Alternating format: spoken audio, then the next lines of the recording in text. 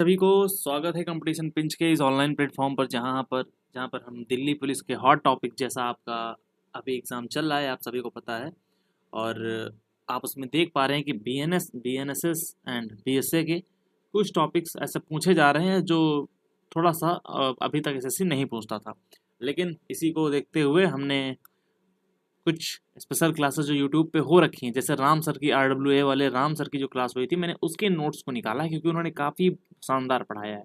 तो 2.5 घंटे का आपके पास अगर टाइम नहीं है उसको करने का, तो आप इसको आधे घंटे में जस्ट रिवाइज कर सकते हैं चीज़ों को, है ना। इसके बाद मैं इकोनॉमिक्स भी लाऊंगा, जो आपके अपने इकोनॉमिक्स वाले सर हैं वो आरडब्ल्यूए पे उनको करें, तो उनके सारे नोट्स प्लस एडिशनल इन्फॉर्मेशन मैंने अपनी तरफ से ऐड की है, तो आप उसको भी देख सकते हैं, ठीक है। तो ये तो रही एक बेसिक जानकारी। उसके बाद पीडीएफ की क्वालिटी देखेंगे तो आप भी कहेंगे वाह, पढ़ने में मज़ा आए और मज़ा आ जाएगा। और ये पीडीएफ चाहिए तो टेलीग्राम से हमारे जुड़ जाइएगा, ठीक है। तो चलिए हम शुरू करते हैं अपनी इस वीडियो को आज। और आप देख पा रहे हो कि दिल्ली पुलिस कांस्टेबल के लिए अगर आपको यहाँ इस कार का सफ़र तय करना है, यहाँ पर जाना है आपको, तो ये मतलब यहाँ पर आप जाने का रास्ता यही है। आप कंपटीशन पिन से आप जा सकते हैं। मतलब ये तो एक बात रही सिंपल सी, एक जस्ट एडवर्टाइजमेंट के लिए। तो चलो शुरू करते हैं अपनी इस वीडियो को, देखते हैं क्या क्या दिया गया है। तो देखो, पहली बात तो बीएनएस क्या है, what is BNS. Full form इसका ये हो जाएगा, बी फॉर होगा आपका भारतीय, एन फॉर होगा न्याय, और एस फॉर होगा संहिता, यानी कि भारतीय न्याय संहिता। भारतीय न्याय संहिता इसका एक फुल फॉर्म हो जाएगा। और परिचय इसका क्या है, यह भारत का नया मौलिक आपराधिक कानून है। आपको पता होना चाहिए कि पहले आपका क्या चलता था, आईपीसी चलता था। आईपीसी चलता था जिसने आपको बीएनएस की जगह ली है ना, बीएनएस की जगह ली है। और सीआरपीसी की जगह आपकी बीएनएसएस ने ली है। अब आप ये बताएंगे कि जो आपका बीएसए है, बीएसए यानी कि भारतीय साक्ष्य अधिनियम, ये किसकी जगह पर आया है ना। अभी देखेंगे उसका उद्देश्य केवल दंड देना नहीं बल्कि न्याय देना है, यह औपनिवेशिक अंग्रेजों के जमाने में, तो अंग्रेज जो जमाने था औपनिवेश कहा जाता है उनको, है ना, जैसे कॉलोनीज कहा जाता है इनको। मानसिकता को खत्म कर भारतीय मूल्यों पर आधारित है, चीजें वही हैं, बस एक इसको भारतीय रूप दिया गया है। क्या बदला इसने, पुराने आईपीसी इंडियन पेनल कोड यानी कि पेनल यानी कि भारतीय दंड संहिता को पूरी तरह से प्रतिस्थापित करके रिप्लेस कर दिया गया है। इसमें अपराधों की परिभाषा और उसके लिए सजा का प्रावधान है। इसमें कई ऐसे प्रावधान किए हैं जो आईपीसी में नहीं थे, लाइक आतंकवाद की परिभाषा हो गई, ये सब हो गया, है ना। बाकी आगे देखते हैं इसमें क्या क्या है। अब देखो इसमें क्या लिखा हुआ है, क्या इससे पहले कोई कानून नहीं था? जी था, आईपीसी का 1860 का एक्ट था। बीएनएस से पहले आईपीसी था। फुल फॉर्म इसका इंडियन पेनल कोड यानी कि भारतीय दंड संहिता हुआ करता था। इसका निर्माण हुआ था प्रथम विधि आयोग। प्रथम विधि आयोग का अध्यक्ष कौन था? मैकाले। कौन था भैया? Lord Macaulay. यहाँ पे लिखा हुआ है आपका, ठीक है। और अगर मैं बात करूँ कुछ अदर इन्फॉर्मेशन की, तो जैसे जो प्रथम विधि आयोग था उसमें आपका सदस्य कितने थे, अब ये आप बताएंगे। प्रथम विधि आयोग में सदस्य कितने थे, कितने सदस्यीय निकाय था? पारित होने की तिथि 6 अक्टूबर 1860, याद रखेंगे 6 अक्टूबर 1860। फिर से पढ़ेंगे कि बीएनए जो आईपीसी था, आपका आईपीसी, वो आपका 1860, सॉरी, ठीक है। और इसके लागू होने की तिथि क्या थी? देखो, पारित तो हो गया था ये आपका 6 अक्टूबर 1860 में, लेकिन 1 जनवरी 1862 यानी कि 2 साल बाद आया था। तो 2 साल बाद ये आपका यहाँ पर देखने को मिला था, 2 साल बाद देखने को मिला था। इसकी संरचना क्या थी? इसके में कुल अध्याय कितने? तो भैया 23 चैप्टर्स इसमें हुआ करते थे। और अध्याय मतलब कुल धाराएं कितने थे, कुल कितने सेक्शन थे? तो 511 सेक्शन इसमें होते थे। अभी देखो आगे आगे क्या है। तीनों नए कानून के बाद अगर हम तुलनात्मक व्याख्या करें तो आप देखेंगे आईपीसी दंड संहिता जो था वो बदल गया, किसमें? बीएनएस में बदल गया है। सीआरपीसी बदल गया है, बीएनएसएस में बदल गया है, जो भारतीय नागरिक सुरक्षा संहिता हो गया है। पुलिस और कोर्ट की ये प्रक्रिया है, ये अपराध और सजा देने की परिभाषा और उसकी प्रक्रिया है। तीसरा आपका है आईईए जो था आपका इंडियन एविडेंस एक्ट, साक्ष्य अधिनियम जो था वो बदल गया है आपका बीएसए में, भारतीय साक्ष्य अधिनियम में। मतलब सबूतों से जुड़े नियम आपके यहाँ पर दिए जाएंगे। क्या सबूत है, इलेक्ट्रिक दस्तावेज में सबूत माने जाएंगे कि नहीं माने जाएंगे, ये सब चीजें इसमें बताया गया है। अब देखो बीएनएसएस और बीएसए ये कब कैसे पारित हुए हैं, इसका यहाँ पर एक ओवरव्यू दिया गया है, तो आप इसको फटाफट याद रखेंगे। महत्वपूर्ण तिथियां इनको याद रखें। और पेश किया है अमित सॉरी गृह मंत्री अमित शाह जी द्वारा ये पेश किया गया था। और लोकसभा में 20 दिसंबर 2023 को पारित हुआ और जस्ट एक दिन बाद ये दिसंबर 2023 को राज्यसभा में पारित हो गया। और जस्ट 4 दिन बाद यानी कि जस्ट चौथे पांचवें दिन ये दिसंबर 25 यानी कि क्रिसमस डे वाले दिन ये आपका आज 22 है, यानी कि जस्ट 3 दिन बाद ये पारित हो गया था। 25 दिसंबर 2023 को आपका महामहिम श्रीमती द्रौपदी मुर्मू जी के इस पे हस्ताक्षर होकर ये आपका एक अधिनियम बन चुका था। और लागू कब से हुआ था? ये 1 जुलाई 2024 से ये लागू हो गया था। बीएनएस की संरचना क्या है? आईपीसी की तुलना में बीएनएस छोटा और सटीक है। आईपीसी जो था इसका व्यापक था, इसको एक कंसाइज वे में बनाया गया है जिससे कम से कम धाराओं में इसको कवर किया जाए, ऐसा जटिल नहीं बनाना है। कुल अध्याय कितने? इसमें 20 अध्याय दिए गए हैं, आईपीसी में 23 थे। और इसमें कुल धाराएं कितनी है? 358 है, उसमें 511 थे। तो याद रखेंगे 20 23 यानी कि पहले थे, अब ये बाद में हुए हैं, है ना। फिर आप 511 पहले थे, 358 आपका अभी हो चुके हैं, ठीक है। तो इन सब चीज़ों को आप याद रखेंगे। कई धाराओं को हटाया गया, कईयों को जोड़ा गया और कईयों को संशोधित किया गया है। 5वां नंबर टॉपिक ये बोल रहा है कि बीएनएस से जुड़ी नई महत्वपूर्ण धाराएं क्या हैं, न्यू प्रोविजंस क्या हैं। ये वे धाराएं हैं जो आधुनिक अपराधों से निपटने के लिए जोड़ी गई हैं। अब ऐसा समझ लो कि पास्ट में अभी तो कई प्रकार के क्या बोलते हैं अपराध आ चुके हैं, है ना। जैसे अब आपका मान लो ऑनलाइन कितने साइबर फ्रॉड्स चल रहे हैं, तो उसके लिए इसमें नया अमेंडमेंट करके जोड़ा गया है।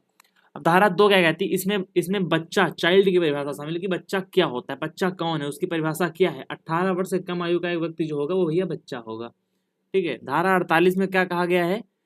भारत के बाहर अपराध का दुष्परिणाम यदि कोई व्यक्ति बाहर रहता है, बाहर रहकर विदेश में अपराध करने के लिए उकसाता है तो वह दंडनीय है। ऐसा है कि अगर मान लो यहाँ कोई ऑनलाइन भटका रहा है तुमको कि यार जाओ उनको मार दो, ये कर दो, वो कर दो, तो एक प्रकार से वो अपराध होगा और वो भी भैया उसमें लपेट लिए जाएंगे। और जो आपका सेक्शन 69 है वो क्या बोलता है? Sexual intercourse of deceitful means, मतलब शादी का झूठा वादा करके, मतलब डिसीटफुल का मतलब हुआ है कि धोखे से या पहचान छिपाकर या नौकरी का लालच देकर यौन संबंध बनाना अब स्पष्ट रूप से अपराध है। लव जिहाद जैसे मामलों का संदर्भ में महत्वपूर्ण अलग से दिया गया है कि लव जिहाद को कैसे परिभाषित किया गया है। अगर आपके पेपर में आ जाता है कि लव जिहाद बीएनएस की किस धारा में आपका संदर्भित किया गया है, तो आप कहेंगे धारा 69 में। फिर धारा 86 आती है, इसमें क्रूएलिटी दिखाई गई है, महिलाओं के प्रति क्रूरता, दहेज आदि के लिए अब स्पष्ट और कड़े शब्दों में परिभाषित किया गया है। इसमें यह दिया गया है धारा 86 में कि दहेज के लिए, है ना, दहेज शादी के 7 साल बाद तक, शादी के 7 साल तक, मतलब अगर किसी की मृत्यु हो जाती है किसी महिला की उसके ससुराल में और वे दहेज प्रथा आदि का इन सब का मतलब ब्लेम लगाते हैं, तो अगर वो 7 साल से पहले होगा तब तो वो ब्लेम उनका एक्सेप्टेबल होगा, नहीं तो वो आपका डिस्क्वालीफाई कर दिया जाएगा, मतलब वो मान्य नहीं होगा, ऐसा इसमें है। और इसकी परिभाषा पहले क्या थी? 498 ए की आईपीसी एक्ट 498 ए में ऐसा था। 103 के सब क्लॉज 2 में क्या है? मॉब लिंचिंग है। मतलब मॉब लिंचिंग क्या है? अगर 5 लोग से अधिक लोग हैं, है ना, किसी भी जाति समूह या धर्म के, तो आपका वो क्या होगा? आपका वो मॉब लिंचिंग कहलाएगा। और इसमें सजा मृत्यु दंड ही है और आपका आजीवन कारावास दोनों हो सकते हैं। धारा 106 2 हिट एंड रन है, यदि कोई वाहन चालक लापरवाही से किसी की मृत्यु कारित करता है, मतलब मृत्यु कारित हो गया, मृत्यु कारित करता है और पुलिस मजिस्ट्रेट को बिना बताए भाग जाता है, तो उसके लिए 10 साल तक की सजा है और जुर्माना है। अब जो इसके कुछ सेक्शंस को रोक के रखा गया है, लाइक आपके 3 हो गया, 4 हो गया, इन सबको रोक के रखा गया। उसमें क्या है? ट्रक ड्राइवर्स के लिए कुछ विशेष प्रावधान थे, जैसा कि आपको बीच में खबर पता चली होगी कि सब हड़ताल पे आ गए थे, तो उसकी वजह से उसको रोकना पड़ा। धारा 111 में क्या है? संगठित अपराध है, इसमें माफिया, सिंडिकेट या गैंग द्वारा किए गए अपराध, अपहरण, फिरौती, कॉन्ट्रैक्ट किलिंग के लिए विशेष धारा आपकी 111 में दी गई है। ओके ओके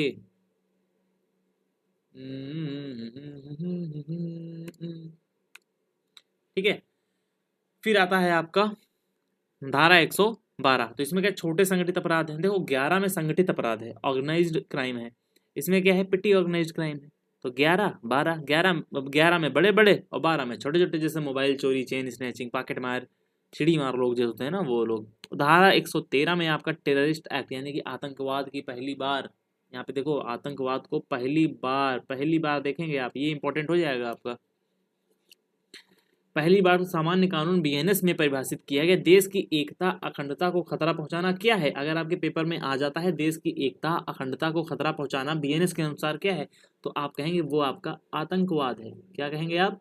वो आपका आतंकवाद है। धारा 304 में क्या है? स्नैचिंग, झपटमारी, पहले चेन स्नैचिंग चोरी से 379 अपेसी में आती थी। अब इसके लिए अलग से झपटमारी की धारा का बनाया गया, जिसे आपके 304 में आप देख सकते हैं। 304 किससे संबंधित है? स्नैचिंग से। इस वीडियो को 1.5x पे देखेंगे, कम से कम 3 बार देखेंगे, आपका फटाफट रिवीजन हो जाएगा। धारा 1 में क्या कहा गया है? भारतीय न्याय संहिता मतलब यहाँ पे भारतीय न्याय संहिता 2023 में लागू या संपूर्ण भारत पर लागू होगी जब जब मतलब अब जम्मू कश्मीर से अलग नहीं है। कहने का मतलब है जम्मू कश्मीर अलग नहीं है। वो भी पहले क्या था, 370 की धारा वहाँ पे लगी, तो वहाँ पे कुछ स्पेशल प्रोविजंस थे, इसकी वजह से उसको अलग से ट्रीट किया जाता है। लेकिन अब उसके हटने के बाद से वही इसमें दिखाया गया कि वो अलग नहीं है। हर व्यक्ति पर जो भारत में अपराध करता है उस पर लागू होगा। भारत में पंजीकृत किसी भी जहाज या विमान पर, चाहे वह दुनिया में कहीं भी हो, उस पर लागू होगा। भारत के बाहर किसी भी स्थान पर भारत के नागरिक द्वारा किए गए अपराध पर लागू होगा। भारत में स्थित कंप्यूटर संसाधन को निशाना बनाने वाली विदेशी व्यक्ति पर भी ये लागू होगा। परिभाषाएं धारा 2 के अंदर कहीं यहाँ पर परिभाषाएं दी गई हैं, जैसा कि आप देख रहे हैं कि धारा 2.5 में क्या कहा गया कि न्यायालय की परिभाषा आपकी दी गई है धारा 2.5 में। केवल एक जज या जजों का समूह जो न्यायिक कार्य कर रहा है वही आपका न्यायालय कहलाएगा। धारा 2.7 में क्या है? दस्तावेज।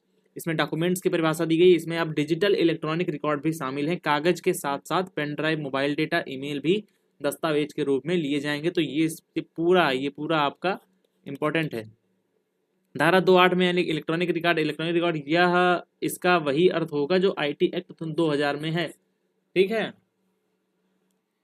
तो आप बताएं कि अब आईटी एक्ट क्या है? तो ये है इंफॉर्मेशन टेक्नोलॉजी एक्ट 2000, इसमें आया था। और ये ई कॉमर्स और साइबर अपराध को रोकने के लिए लाया गया था। इसका मैं मोटा मोटा ओवरव्यू दे देता हूँ। इसमें जैसे ईमेल, डिजिटल दस्तावेज और ई ट्रांजेक्शन को कानूनी मान्यता देने की इसमें बात कही गई थी। डिजिटल हस्ताक्षर के हो गया, ई गवर्नेंस हो गया, साइबर अपराध हो गया। और इसमें देखो संशोधन भी किए गए हैं, कई बार अमेंडमेंट भी किया गया है। 2008 में इसमें मुख्य रूप से अमेंडमेंट हुआ था, जिसमें इसमें कई धाराओं में परिवर्तन हुआ था। और इसमें जैसे इलेक्ट्रिक सिग्नेचर को इसको मान्यता दी गई थी। ठीक है। जैसे इसके कई सेक्शंस हैं आपके, 43 हैं, 66 हैं, 66C हैं। 66C में आपका क्या कहा गया? पहचान की चोरी किया गया है ना, कि आप पहचान अगर आप अपनी छिपा रहे हैं तो वो आपका IT act 66 sub clause C के तहत आपके ऊपर कुछ भी हो सकता है। मतलब क्या हो सकता है? दंडनीय अपराध है, आप कर रहे हैं इसका। 60 फिर देखो 66C जो है ये तो आपका ये हो गया। 66A जो है इसको क्या कर दिया गया था? निरस्त कर दिया गया था सन 2015 में। 2015 में कौन सा केस इसमें हुआ था? इसमें हुआ था भैया आपका प्रिया सिंघल केस, माफ करना श्रेया सिंघल केस, है ना। तो श्रेया सिंघल केस इसमें हुआ था। और श्रेया सिंघल केस में ये कहा गया था कि ये जो आपका एक्ट है 66A, ये 66A आपकी स्वतंत्रता का हनन कर रहा है। ठीक है। अब आपका काम रहेगा कि 66A में क्या था। इसमें ये था, यह धारा बहुत मतलब विवादित थी, विवादित टाइप के। इसमें क्या है? पुलिस को सोशल मीडिया पर आपत्तिजनक पोस्ट करने पर गिरफ्तार करने का अधिकार था। अगर आपने कुछ भी आपत्तिजनक किया तो आप अभी देखते हैं, आप इंस्टा के कमेंट्स बॉक्स देखो, आप इंस्टाग्राम के कमेंट बॉक्स देखो, कैसे उल्टा सीधा बातें उसमें लिखी रहती हैं। और मतलब किसी भी की माँ बहन को गाली दे रहे हैं कैसा, अगर वो एक्ट होता तो आप उठा लिए जाते। लेकिन अभी के लिए ऐसा नहीं है, बहुत ही कम, इसकी पावर को बड़ा ही कम कर दिया गया है। ठीक है। चलो, ये तो ज़्यादा डीप में जाने की जरूरत नहीं है, आगे बढ़ते हैं। धारा 224 क्या कहती है? अपराध कोई भी कार्य जो इस संहिता के किसी कानून के तहत दंडनीय है अपराध। वो मतलब 24(2) में क्या कहा गया है? धारा 2 के 24 में क्या कहा है? सब क्लॉज 24 में कहा गया है, अपराध की परिभाषा दी गई है। और अपराध की परिभाषा क्या है? कोई भी कार्य जो इस संहिता या किसी अन्य कानून के तहत दंडनीय है वही आपका अपराध होगा। चलो, खाली सी मिल गया तो थोड़ा सा रिक्वेस्ट रहेगी कि भाई सब्सक्राइब जरूर कर लो, है ना। सब्सक्राइब कर लो और अच्छी अच्छी वीडियोस मिलती रहेंगी। फिर क्या है, धारा 2 का सब क्लॉज 28 में सद्भावपूर्ण यानी कि गुड फेथ का बताया गया है। परिभाषा कोई भी कार्य जो सम्यक सतर्कता और ध्यान के साथ किया गया हो। उदाहरण, एक डॉक्टर मरीज की जान बचाने के लिए ऑपरेशन करता है लेकिन मरीज मर जाता है, चूंकि डॉक्टर ने सावधानी से काम किया तो ये सद्भावपूर्वक माना जाएगा, अपराध नहीं माना जाएगा, है ना। तो आप ये सब चीजें धाराएं याद रखेंगे। धारा 4 में दंड के प्रकारों को बताया गया है। धारा 4 में क्या बताया गया, दंड के प्रकारों को बताया गया, टाइप्स ऑफ पनिशमेंट्स को डिस्क्राइब किया गया है। आपका ये इंपॉर्टेंट है, देखो स्टार लगा हुआ है, तो ये आपका धारा 4 में बताया गया था। बीएनएस में अब दंड 6 प्रकार के हैं, आईपीसी में 5 थे, इसमें सामुदायिक सेवा जुड़ा है। मतलब सामुदायिक सेवा क्या है बताते हैं, बहुत मजेदार है ये। मृत्युदंड इसमें था, पहले भी था। आजीवन कारावास है, इसमें पहले भी था। कारावास, कठोर साधारण पहले भी था, अब भी है। संपत्ति की जब्ती पहले भी था, अब भी है। जुर्माना पहले भी था और अब भी है। अब इसमें क्या जुड़ा है कि सामुदायिक सेवा, आपको पब्लिक टॉयलेट साफ करवाया जा सकता है, आपसे रोड साफ करवाई जा सकती है। मतलब ऐसी, अब देखो आगे लिखा होगा इसमें, जैसे सामुदायिक सेवा की व्याख्या है यहाँ छोटे मोटे अपराधों जैसे नशा करके हंगामा करना, 5,000 रुपए से कम की चोरी के लिए एक सुधारात्मक सजा है। इसमें जेल भेजने के बजाय अपराधी को बिना वेतन के समाज की भलाई का काम करना होता है, जैसे पार्क की सफाई, ट्रैफिक में मदद। इसका लाभ यह है कि पहली बार अपराध करने वाला व्यक्ति जेल के अपराधियों के संपर्क में आने से बच जाता है। तो एक ये ठीक है, मतलब उसको सबक सिखाने के लिए ठीक है। तो ये हमारी रही इंडियन जुडिशरी, यानी कि ये है आपका सुप्रीम कोर्ट, और ये क्या है आपका, क्या है बताओ।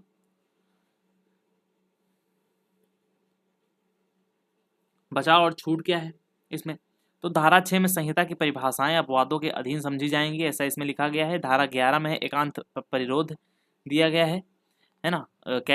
कैदी को बाकी दुनिया से एकदम अलग रखना। धारा 11 ये काफी इंपॉर्टेंट है। ये जो धारा है ये आपकी काफी इंपॉर्टेंट है। एकांत परिरोध का मतलब होता है एक बार में 14 दिन रख सकते हैं, अधिकतम 3 महीने, मतलब 3 महीने से ज्यादा नहीं रख सकते हैं, 3 महीने से ज्यादा नहीं रख सकते हैं। जैसा कि आगे लिखा हुआ है, सीमा एक बार में 14 दिन से ज्यादा नहीं, और कुल मिलाकर 3 महीने, मतलब किसी से मिलने नहीं दिया जाएगा, एक तुमको कमरे में ऐसे ऐसे ऐसे करके बंद कर देंगे। हाँ सेट हो गया ना थोड़ा देर। तो ये आप इसमें एक कमरे में बंद रहेंगे, कितना आप बंद रहेंगे, 14 करके आप 3 महीने तक इसमें बंद रह सकते हैं। धारा 20 में क्या बताया गया है, तथ्य की भूल, मिस्टेक ऑफ फैक्ट्स क्षम्य है, मतलब कानून की भूल नहीं है।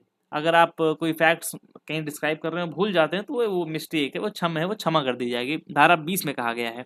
धारा 22 में कहा गया, जज द्वारा न्यायिक कार्य करते हुए किया गया कार्य अपराध नहीं होगा। मान लो किसी को फांसी सुना दिया, किसी को उम्र कैद सुना दिया और उसकी मृत्यु का सजा मौत दे दी, तो वो उसके लिए क्या बोलते हैं उसको, अपराध नहीं होगा।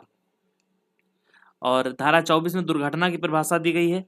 दुर्घटना की परिभाषा का अर्थ है आपका विधि पूर्ण कार्य करते हुए दुर्घटना हो जाए तो अपराध नहीं है। धारा 34 में क्या गया, 7 वर्ष से कम आयु के बच्चों द्वारा किया गया कार्य अपराध नहीं है। ठीक है, याद रखेंगे। धारा 34 जो है आपका 7 वर्ष से कम आयु वाले बच्चों, देखो इस तरह से आप 3 4 7 होता है, 34 का डिजिटल सम कितना होता है, 7 होता है, तो बस 7 से रिलेट कर लो। 7 वर्ष से कम आयु वाले बच्चों द्वारा किया गया अपराध कार्य अपराध नहीं माना जाएगा। धारा 45 में क्या कहा गया है, धारा 45 में कहा गया है आपका निजी प्रतिरक्षा का अधिकार, राइट टू प्राइवेट डिफेंस, मतलब आप क्या करते हैं उसको, सेल्फ डिफेंस के लिए इसमें प्रावधान दिए गए हैं। आईपीसी की धारा 100 में पहले दिया गया था, अभी ये 45 में है। क्या है, कब है, क्या है ये, मतलब कब अपनी जान बचाने के लिए हमलावर के मृत कर सकते हैं, मतलब जान ले सकते हैं, ये क्वेश्चन है। कब लागू हुआ है, अगर हमलावर आपको जान से मारने, रेप, अपहरण या तेजाब फेंकने की कोशिश करे। अगर कोई लड़की पर तेजाब फेंकने वाला है और वह उसे रोकने के लिए भारी वस्तु मार दे जिसकी वजह से उसकी मौत हो जाए तो वह अपराध नहीं होगा। कहीं ये सब चीज ठीक है, चीज ठीक है नहीं, मतलब ठीक चीजें हैं है ना। फिर देखो महिलाओं और शरीर के विरुद्ध अपराध क्या हुआ, महिलाओं और शरीर के विरुद्ध अपराध। धारा 63 में बलात्कार को परिभाषित किया गया है। धारा 63 में बलात्कार को परिभाषित किया गया है, इससे पहले गया था आईपीसी 375 के तहत इसको रखा गया था, लेकिन अभी क्या कर दिया गया, इसको धारा 63 के तहत किया गया है। ठीक है, और 64 में क्या बताया गया है आपका, 64 में बताया गया है बलात्कार के लिए दंड। तो महिला की सहमति के बिना यौन संबंध अगर आप बनाते हैं तो आप वो बलात्कार की श्रेणी में आएगा, भले ही आप शादीशुदा क्यों ना हो। परिभाषा की और स्पष्ट किया गया है, धोखे से सहमति लेना भी रेप माना जाएगा। धोखे से सहमति लेना भी रेप माना जाएगा। चलो, पहले ये जो सजा का प्रावधान था बलात्कार के लिए वो 376 में था, कम से कम 10 वर्ष जो आजीवन कारावास तक हो सकती है प्लस जुर्माना। और धारा 69 जो इस बार की है 69, धोखे से शादी का झूठा वादा, नौकरी का झांसा, पहचान छिपाना, यौन संबंध बनाना, सजा 10 साल तक हो जाएगी आपकी। और धारा 10 में क्या है, सामूहिक बलात्कार जैसे गैंगरेप। गैंगरेप आपका आईपीसी की धारा 376 की डी में आती थी। इसमें सजा को 20 साल से लेकर ताउम्र बढ़ाया जाता था। लेकिन देखो, उम्र उम्र कैद का मतलब ही होता है 20 साल की कैद, है ना। 20 साल की कैद, उम्र कैद का मतलब नाम का उम्र कैद है। 20 साल आप रहेंगे जेल में, उसके बाद आप बाहर आ जाएंगे। फिर आता है धारा 72 में क्या है, यौन उत्पीड़न यानी कि सेक्सुअल हैरेसमेंट दिया गया है, जो आपकी आईपीसी 354 ए में आता था। पहले किस में आता था, 354 ए में आता था। ओके, अभी देखो 75 में क्या है, 75 में महिला की लज्जा भंग करने के लिए हमला, ये आईपीसी 354 में था। कपड़े उतारने के लिए विवश करना, ये आपके 76 में है। तो आप आईपीसी पहले 76 में क्या था आप बताएंगे। आईपीसी 354 बी में ये पहले प्रावधान दिए गए थे, अभी 76 में है कपड़े उतारने के लिए विवश करना। 78 में है पीछा करना, वो भले ही आप ऑनलाइन कर रहे हो, भले ही ऑनलाइन कर रहे हो या ऑफलाइन कर रहे हो, ये फर्क नहीं पड़ता है, वो उसका सब आएगा धारा 78 में। फिर आपकी आती है दहेज मृत्यु। दहेज मृत्यु 80।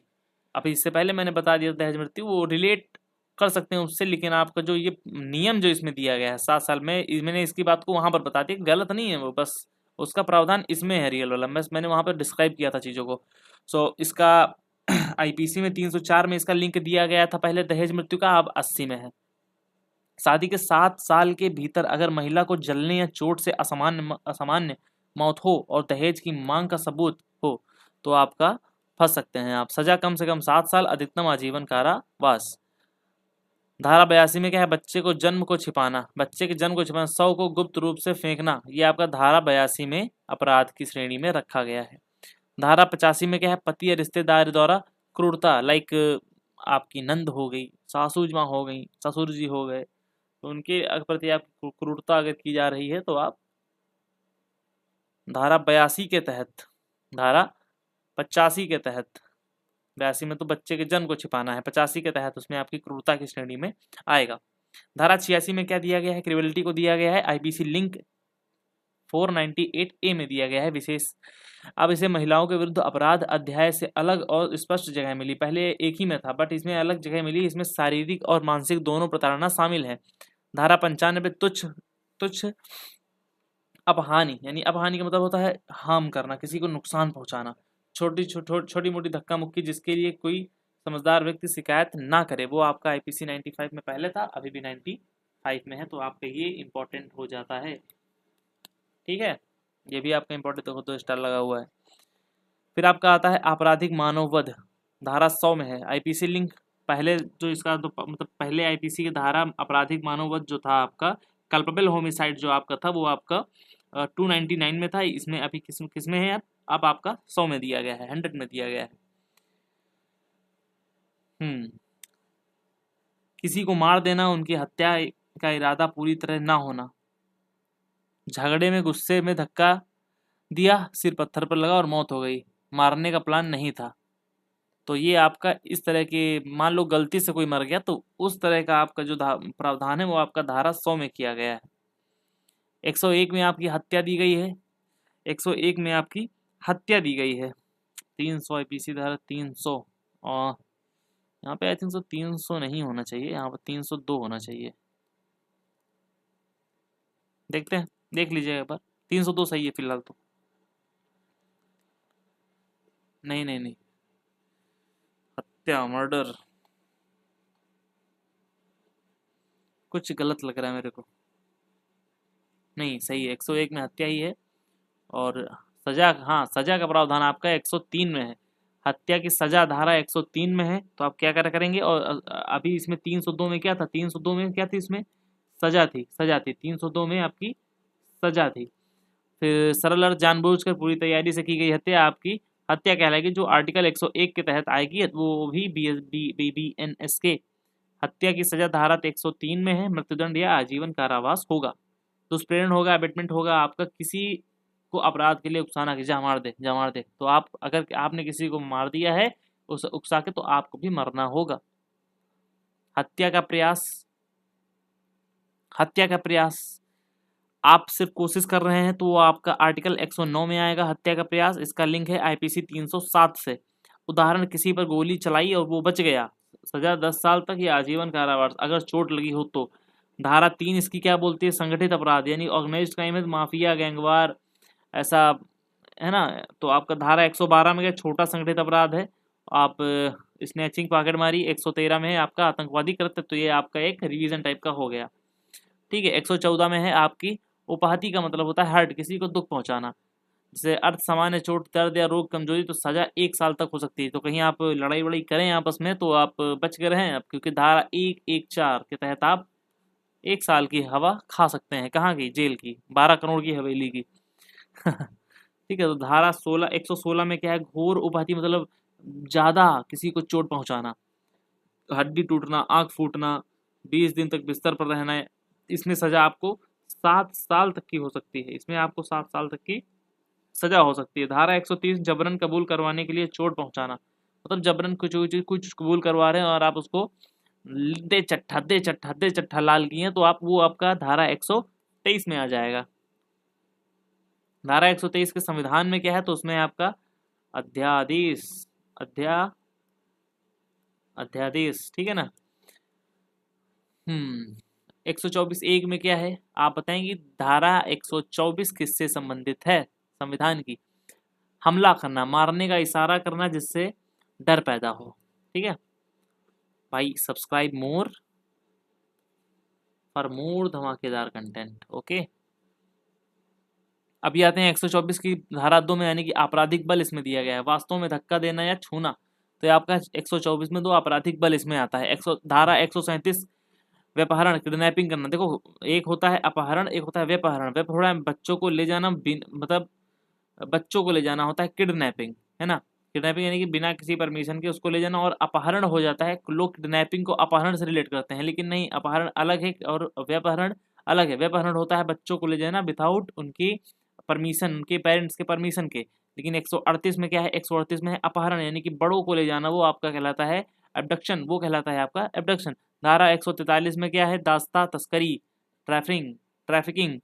तो आपका 147 में क्या है? 147 में है विदेश से लड़की बच्चे को आयात करना, इंपोर्टेशन। नोट IPC 147 दंगे की सजा थी, यह बदल गया है। 147 जो था पहले IPC में, ये आपका दंगे के लिए सजा का प्रावधान इसमें दिया गया था। दंगे की सजा का प्रावधान आपका IPC में दिया गया था।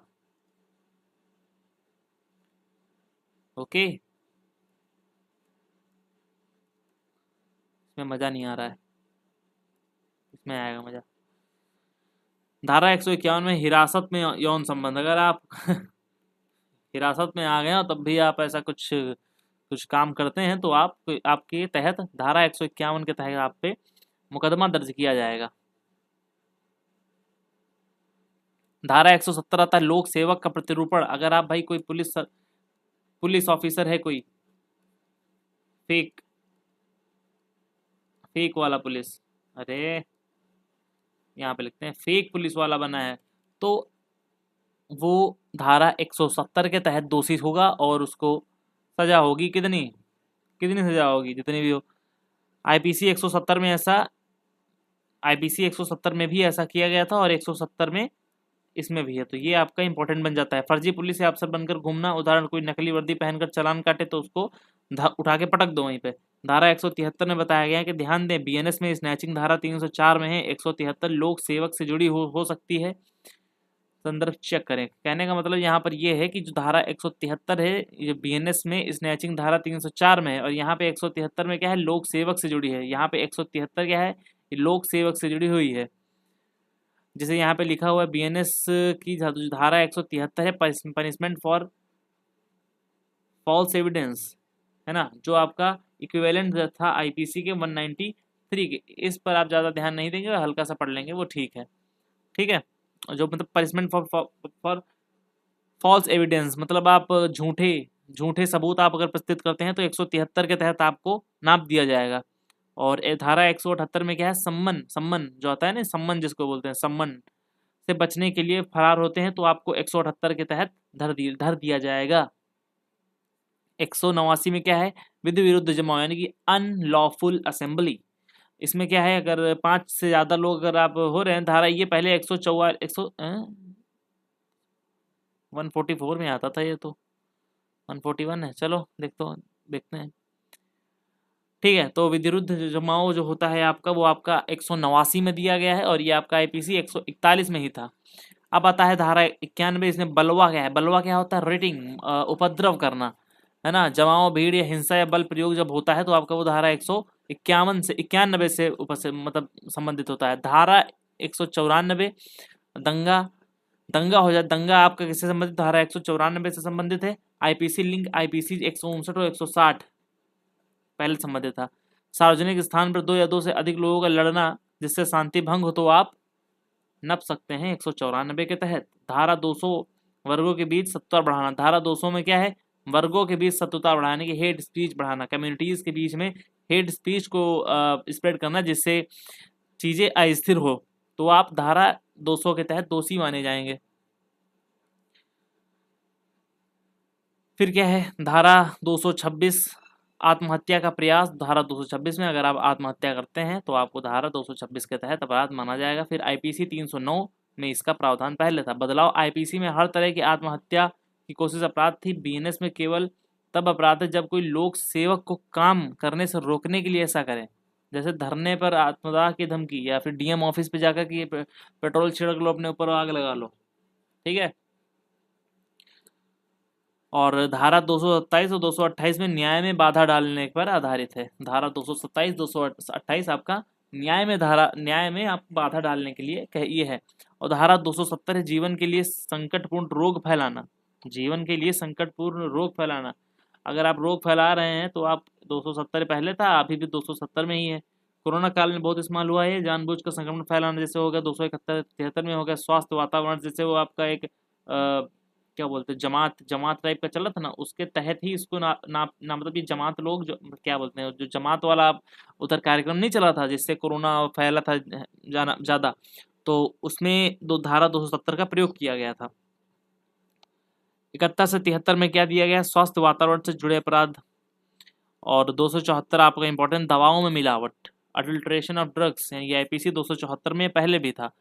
279 है जहाज को उतावलेपन से चलाना है, उतावलेपन मतलब इधर उधर ज़्यादा आप गैर जिम्मेदाराना तरीके से चलाना। फिर 281 में है उतावलेपन से वाहन चलाना, रैश ड्राइविंग हो जाता है इसमें। आईपीसी 279 में पहले था। ये दिल्ली पुलिस के लिए बहुत ही महत्वपूर्ण है, क्योंकि ये दिल्ली पुलिस के लिए महत्वपूर्ण है तो है, आप बस इसको याद कर लो।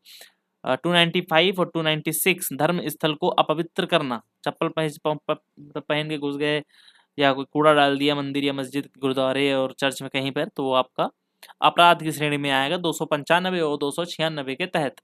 धारा 298 में क्या है, धार्मिक भावनाओं को ठेस पहुंचाना, धारा 298।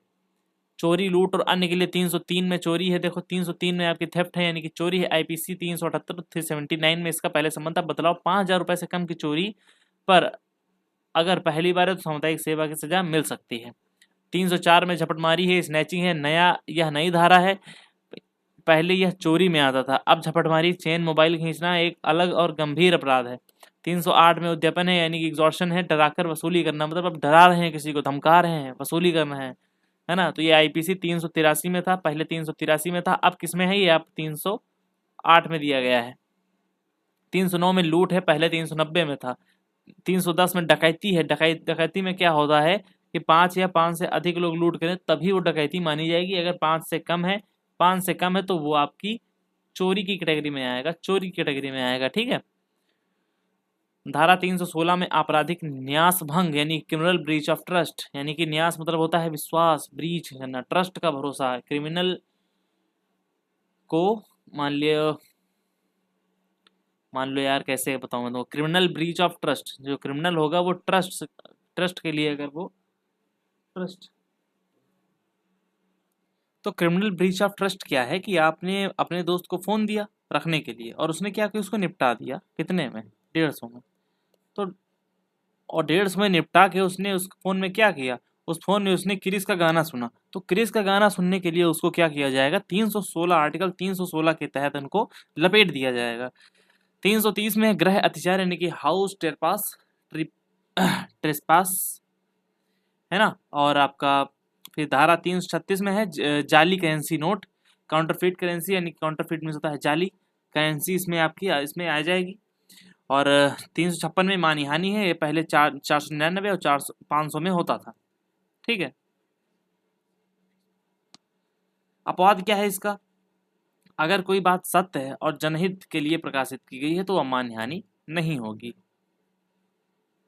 ठीक है, अब देखो, अब सजा सजा इसमें कितनी है 2 साल की इसमें सजा है, सामुदायिक सेवा का प्रावधान इसमें किया गया है। और आप इसमें क्या है, धारा 358 निरसन और व्यवृत्तियां यानी पुराने कानूनों को रद्द करना इसमें शामिल है। दिल्ली पुलिस 2025 के लिए 20 जो आपके इंपॉर्टेंट वन लाइनर्स रहेंगे वो हमने वहाँ पर इनको लागू मतलब शामिल किया है। उसमें देखेंगे बीएनएस लागू होने की तिथि 1 जुलाई 2024, आईपीसी की जगह किसने ली तो भारतीय न्याय संहिता ने ली, सीआरपीसी की जगह किसने ली तो बीएनएसएस ने ली है, एविडेंस एक्ट की जगह बीएसए ने ली है। राजद्रोह सेडिएशन जो आता है क्या हुआ, इसका क्या हुआ, धारा 124A आईपीसी को हटा दिया गया और धारा 152 बीएनएस राजद्रोह जो भारत की संप्रभुता और अखंडता पर चोट पहुंचाने का कार्य करेगा उस पर लगेगा। ट्रांसजेंडर बीएनएस में लिंग की परिभाषा अब में आप ट्रांसजेंडर भी शामिल है, तो आप ये याद रखेंगे। जीरो जीरो मतलब जीरो एफआईआर, जब अपराध कहीं भी हो एफआईआर किसी भी थाने में हो सकती है, कानूनी रूप से ये अनिवार्य है। ऐसा होता था कि अपने कानूनी क्षेत्र में ही होगी, लेकिन ऐसा नहीं है, अब सब कहीं भी हो सकती है। वीडियो रिकॉर्डिंग, पुलिस को तलाशी और जब्ती की वीडियोग्राफी करना अनिवार्य होगा। तो तलाशी कर रहे हैं, ऐसा कर रहे हैं, तो आप उसकी वीडियो रिकॉर्डिंग या फिर पुलिस वालों को ही उसको करना अनिवार्य होगा। 90 दिन का नियम, पुलिस को 90 दिनों के भीतर पीड़ित को जांच की प्रगति देनी होगी, मतलब उसकी स्टेटस रिपोर्ट उसको देनी होगी। जजमेंट यानी कि सुनवाई पूरी होने के 45 दिनों के भीतर जज को फैसला सुनाना अनिवार्य होगा। भगोड़ो अपराधी जैसे दाऊद इब्राहिम के खिलाफ उनकी अनुपस्थिति में भी मुकदमा चलेगा और सजा सुनाई जाएगी, है ना। और मॉब लिंचिंग क्या हो गया, मतलब भीड़ के द्वारा किसी की पिटाई कर देना जिससे वो मृत्यु हो जाए, उसकी तो धारा 103(2) में आपकी मॉब लिंचिंग आती है। पहली बार इसे अलग अपराध माना गया है और इसको सजा मृत्युदंड तक इसमें शामिल है। हथकड़ी, गंभीर अपराधों में पुलिस द्वारा हथकड़ी के उपयोग को स्पष्ट कानूनी मान्यता मिल गई है। पहले क्या था, हथकड़ी से बचाव वगैरह सब किसमें है, आर्टिकल 19 में।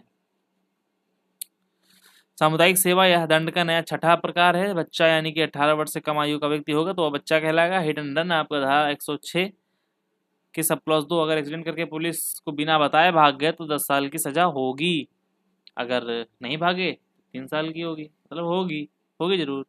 दया याचिका यानी कि मर्सी पिटिशन क्या है, तो आपका मृत्युदंड के मामले में दिया गया में दया याचिका केवल दोषी ही दायर कर सकता है। अगर मृत्युदंड है तो इसमें आपका कोई वकील या जज नहीं, जज तो क्या ही करेगा, आपका वो क्या बोलते हैं वकील नहीं करेगा, आप उसमें सिर्फ दोषी ही दायर कर सकते हैं ना, एनजीओ वगैरह नहीं कर सकते हैं उसमें। दस्तावेज क्या है, इसमें अब इलेक्ट्रॉनिक और डिजिटल रिकॉर्ड आधिकारिक रूप से शामिल हैं। आतंकवाद धारा 113 के तहत पहली बार सामान्य कानून से परिभाषित किया गया है। तो छोटी सी रिक्वेस्ट ये रहेगी कि कंपटीशन पेज को सब्सक्राइब कर लो, धमाकेदार कंटेंट इसी तरह मिलता रहेगा। और जो गलतियां भाई कुछ हुई हैं बोलने में या किसी चीज़ को प्रोनाउंसिएट करने में, सो उसके लिए क्षमा चाहूँगा, क्योंकि ये अभी क्या बोलूँ मैं, नया नया है तो सब है, समय के साथ चीज़ें बदलेंगी और समय बदलता है तो चीज़ें बदलती हैं। ठीक है, 40 मिनट की वीडियो है, आप इसको अच्छे से देखेंगे तो आपको चीज़ें फटाफट रिकॉल हो जाएंगी। 2 घंटे 50 मिनट 30 मिनट आपको करने की कोई ज़रूरत नहीं है, फटाफट मैंने इसको करवा दिया है। आपको पीडीएफ चाहिए तो पीडीएफ हमारे टेलीग्राम चैनल पर मिल जाएगी, जो मैं बहुत जल्द, अभी बनाया तो नहीं है बट हाँ बहुत जल्द बनाने वाला हूँ, जिसका मैं लिंक यहाँ पर मैं पेस्ट कर दूँगा। ठीक है, आपको मिलते हैं अगली वीडियो में, तब तक के लिए जय हिंद एंड जय भारत।